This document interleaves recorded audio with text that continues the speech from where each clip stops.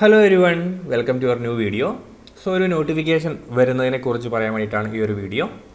Kerala water authority KWAയിൽ assistant engineer തസ്തിക വരാൻ വേണ്ടി പോവുകയാണ്. അതായത് ഇലക്ട്രിക്കൽ എഞ്ചിനീയറിംഗ് കഴിഞ്ഞ BTech അല്ലെങ്കിൽ BE കഴിഞ്ഞ ഉദ്യോഗാർത്ഥികൾക്ക് അപ്ലൈ ചെയ്യാൻ വേണ്ടി പറ്റുന്ന ഒരു പോസ്റ്റാണിത്.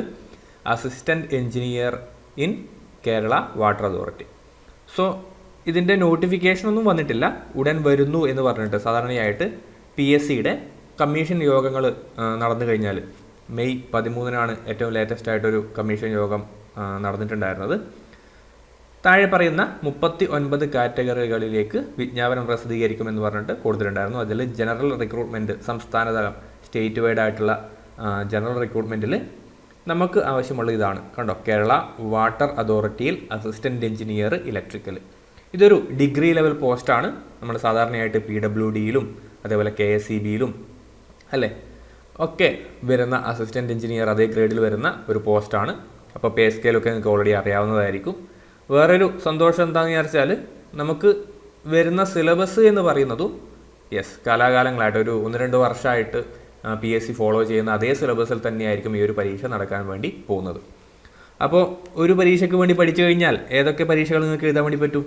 നിങ്ങൾക്ക് ഓൾറെഡി അറിയാം, ജൂലൈ 22 ഹാർബർ എഞ്ചിനീയറിംഗ് ഡിപ്പാർട്ട്മെൻറ്റിൽ അല്ലേ, ഹാർബർ എഞ്ചിനീയറിംഗ് ഡിപ്പാർട്ട്മെൻറ്റിൽ അസിസ്റ്റൻറ്റ് എഞ്ചിനീയർ പരീക്ഷ എടുക്കാൻ വേണ്ടി പോവാണ് അല്ലേ, പരീക്ഷ എടുക്കാൻ വേണ്ടി പോവാണ്. ആ സിലബസിൽ നിങ്ങളിപ്പം പഠിച്ചു തുടങ്ങിയിട്ടുണ്ടാവും, ഓൾറെഡി പഠിച്ചു തന്നെയായിരിക്കും. ഇതേ സിലബസ് നമ്മൾ മുമ്പും കണ്ടിട്ടുണ്ടായിരുന്നു. എവിടെയായിരുന്നു? അസിസ്റ്റൻറ്റ് ഇലക്ട്രിക്കൽ ഇൻസ്പെക്ടറിൽ ഈ സിലബസ് ആയിരുന്നു.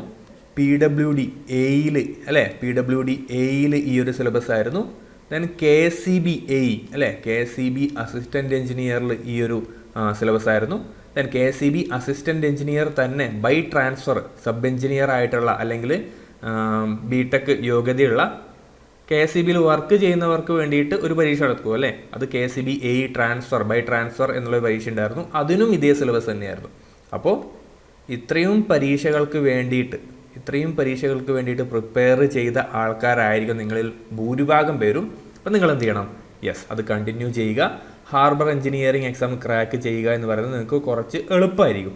കാരണം നിങ്ങളുടെ കയ്യിൽ ഓൾറെഡി അതിൻ്റെ മെറ്റീരിയൽസ് ഉണ്ടാവും അല്ലേ. അപ്പം കൂടുതൽ ക്വസ്റ്റ്യൻസും അതേപോലെ നിങ്ങളുടെ വീക്കായിട്ടുള്ള ഏരിയാസും പഠിച്ചു കഴിഞ്ഞാൽ നിങ്ങൾക്ക് എന്ത് ചെയ്യാം? ഇത്തരത്തിലുള്ളൊരു പരീക്ഷ വേഗത്തിൽ ക്രാക്ക് ചെയ്യാൻ വേണ്ടി സാധിക്കും. ഇനി പുതുതായിട്ട് ഇലക്ട്രിക്കൽ എഞ്ചിനീയറിംഗ് പരീക്ഷകൾക്ക് വേണ്ടി തയ്യാറെടുക്കുന്ന ഉദ്യോഗാർത്ഥികളാണെങ്കിൽ, ഇപ്പം ആദ്യമായിട്ടാണ് ഇലക്ട്രിക്കൽ എഞ്ചിനീയറിംഗ് BTech യോഗ്യതയുള്ള പരീക്ഷകൾ എഴുതുന്നതെന്ന് വിചാരിച്ചോ, നിങ്ങളും തുടങ്ങിക്കോളൂ, ഒരു കുഴപ്പമില്ല. നിങ്ങൾ എന്ത് ചെയ്യുക? ഹാർബർ എഞ്ചിനീയറിങ്ങിന് ഉദ്ദേശം വെച്ചിട്ട് നിങ്ങൾ പഠിക്കുക. ഈ പരീക്ഷ വരുന്നത് ജൂലൈ 22 അത് നിങ്ങൾ നിർബന്ധമായിട്ടും എഴുതണം. ഓൾറെഡി നിങ്ങൾ കൺഫർമേഷനൊക്കെ ചിലപ്പോൾ കൊടുത്തിട്ടുണ്ടാവും അല്ലേ. എനിക്ക് തോന്നുന്നു കൺഫർമേഷൻ്റെ ഒക്കെ ഡേറ്റ് കഴിഞ്ഞു തോന്നുന്നു അല്ലേ. സോ അതിന് ഉന്നം വെച്ച് തന്നെ നിങ്ങൾ പഠിക്കുക.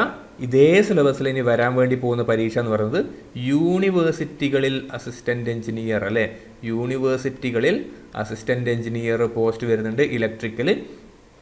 അതിനും ഇതേ സിലബസ് തന്നെയാണ്. ഓക്കെ, ദെൻ നെക്സ്റ്റ് PWDയിൽ AE വരുന്നുണ്ട്. അത് ചെറിയൊരു വ്യത്യാസം ഉണ്ടാകാൻ സാധ്യതയുണ്ട് കേട്ടോ സിലബസിൽ. കാരണം അത് ഇലക്ട്രോണിക്സ് ആണ് മെയിനായിട്ട് വരുന്നത്. ഇലക്ട്രിക്കലുകാർക്കും എഴുതാം. എന്നാൽ എനിക്ക് തോന്നുന്നു 1-2 മൊഡ്യൂളൊക്കെ ചിലപ്പം മാറ്റം വരാം. ആ രീതിയിൽ മാറാനേ സാധ്യതയുള്ളൂ. അതിൻ്റെ സിലബസ് വന്നിട്ടില്ല. അതും നിങ്ങൾക്ക് ഹെൽപ്ഫുള്ളായിരിക്കും. ഇനി വരാൻ വേണ്ടി പോകുന്ന വാട്ടർ അതോറിറ്റി AE അല്ലേ, KWAയിലെ AE എക്സാം എന്ന് പറയുന്നത് ഇതിൻ്റെ അതേ സിലബസ് ആയിരിക്കും കേട്ടോ. ഡിഗ്രി ലെവലിൽ നമ്മൾ പഠിക്കുന്ന ആ 10 ടോപ്പിക്കുകളുള്ള സിലബസ് ഇല്ലേ, 100 മാർക്കിൻ്റെ, ആ സിലബസിൽ തന്നെയായിരിക്കും KWAയിലെ AEയും വരാൻ വേണ്ടി പോകുന്നത്. അതുകൊണ്ട് സുവർണാവസരമാണ്. പഠിക്കാൻ ഉദ്ദേശിക്കുന്നവരാണെങ്കിൽ എന്ത് ചെയ്യുക?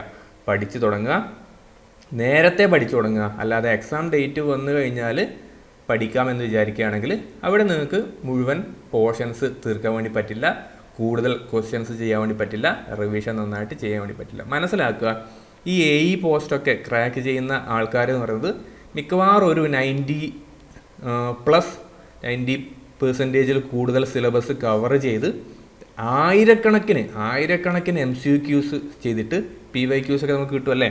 അപ്പം ഇഷ്ടംപോലെ പുസ്തകങ്ങളുണ്ട് നമുക്ക് പ്രീവിയസ് ഇയർ ക്വസ്റ്റ്യൻസ് കിട്ടുന്നത്. അല്ലെങ്കിൽ തന്നെ കേരള PSCയുടെ വെബ്സൈറ്റിൽ തന്നെ നമുക്ക് എന്ത് ചെയ്യാം? 100ഓളം ക്വസ്റ്റ്യൻ പേപ്പേഴ്സ് ഡൗൺലോഡ് ചെയ്യാം. സോ ഇത്രത്തോളം ഒരു 1000 കണക്കിന് 10000 കണക്കിന് ക്വസ്റ്റ്യൻസ് ഒക്കെ ചെയ്ത് ദെൻ 1 തവണ 2 തവണ 3 തവണയൊക്കെ റിവിഷൻ കഴിഞ്ഞിട്ട് പോകുന്നവരാണ് ഈ എ ലെവൽ പരീക്ഷകളൊക്കെ ക്രാക്ക് ചെയ്യുന്നത് നിങ്ങൾ മനസ്സിലാക്കുക. മുൻപ് നടന്നിട്ടുള്ള PWD എയും ഒക്കെ അത്തരം പരീക്ഷകളൊക്കെ നടന്നിട്ടുള്ളത് അങ്ങനെ തന്നെയാണ്. അപ്പോൾ ഒരു ലോങ് ടേമിൽ പഠിച്ചു കഴിഞ്ഞാൽ നിങ്ങൾക്ക് എന്തായാലും റിസൾട്ട് ഉണ്ടാവുമെന്ന് മനസ്സിലാക്കുക. ഇത്രത്തോളം പരീക്ഷകൾ നമ്മുടെ മുന്നിലുണ്ട്. അതുകൊണ്ട് പഠിക്കാൻ ഉദ്ദേശിക്കുന്നവരാണെങ്കിൽ ഇന്ന് തന്നെ സ്റ്റാർട്ട് ചെയ്യുക. ഇതിൻ്റെ സിലബസ് ഡിസ്കഷനും അതേപോലെ ഏതൊക്കെ മെറ്റീരിയൽസ് നിങ്ങൾ റെഫർ ചെയ്യണം അത്തരം കാര്യങ്ങളൊക്കെ ഇൻക്ലൂഡ് ചെയ്യുന്ന വേറൊരു വീഡിയോ ഞാൻ മുമ്പ് ചെയ്തിട്ടുണ്ടായിരുന്നു. വേണമെങ്കിൽ ഞാൻ എന്ത് ചെയ്യാം, അത് താഴെ ഡിസ്ക്രിപ്ഷനിൽ ഒന്ന് പിൻ ചെയ്തിടാം കേട്ടോ. താല്പര്യമുണ്ടെങ്കിൽ ആ സിലബസ് ഡിസ്കഷൻ വീഡിയോസൊക്കെ ഒന്ന് കണ്ടു നോക്കുക. എന്നിട്ട് സിലബസ് ഒന്ന് ഡൗൺലോഡ് ചെയ്യുക, പ്രിൻ്റ് എടുക്കുക, പഠിച്ചു തുടങ്ങുക. ഓക്കെ അല്ലേ? യെസ്. സോ അടുത്ത ദിവസങ്ങളിൽ നമുക്കതിൻ്റെ നോട്ടിഫിക്കേഷൻ നമുക്ക് എക്സ്പെക്ട് ചെയ്യാം. നോട്ടിഫിക്കേഷൻ വന്നു കഴിഞ്ഞാൽ ഞാൻ ഒരു കാര്യം ചെയ്യാം, അത് അതിൻ്റെ ഒരു വീഡിയോ സെപ്പറേറ്റ് ആയിട്ട് ചെയ്യാം. സോ കൃത്യമായിട്ടുള്ള അപ്ഡേറ്റുകൾ കിട്ടാൻ വേണ്ടിയിട്ട് ചാനലൊന്ന് ലൈക്ക് ചെയ്യുക, ഷെയർ ചെയ്യുക, സബ്സ്ക്രൈബ് ചെയ്ത് വെക്കുക. കാരണം എക്സാമുകൾ വന്നു കഴിഞ്ഞാൽ മിക്കവാറും ഉദ്യോഗാർത്ഥികൾ അറിയുന്നില്ല, അതാണ് പ്രശ്നം കേട്ടോ. ഇപ്പോൾ എക്സാമിൻ്റെ ഡേറ്റ് കഴിഞ്ഞതിന് ശേഷമായിരിക്കും പലരും അറിയാം, ഓ അങ്ങനെ ഒരു എക്സാം വന്നിട്ടുണ്ടായിരുന്നോ, ഞാൻ അറിഞ്ഞിട്ടില്ലല്ലോ. അപ്പോൾ കൃത്യമായിട്ട് അപ്ഡേറ്റഡ് ആയിട്ടിരിക്കാൻ വേണ്ടിയിട്ട് ചാനൽ സബ്സ്ക്രൈബ് ചെയ്ത് വെക്കുക. ഇലക്ട്രിക്കൽ പരീക്ഷകൾക്ക് വേണ്ടിയിട്ട് പ്രിപ്പയർ ചെയ്യുന്ന നിങ്ങളുടെ സുഹൃത്തുക്കൾക്ക് വേണ്ടിയിട്ടൊന്ന് ഷെയർ ചെയ്ത് കൊടുക്കുക. അപ്പോൾ അത്രയേ ഉള്ളൂ. നമുക്കിനി മറ്റൊരു വീഡിയോയിൽ കാണാം. താങ്ക്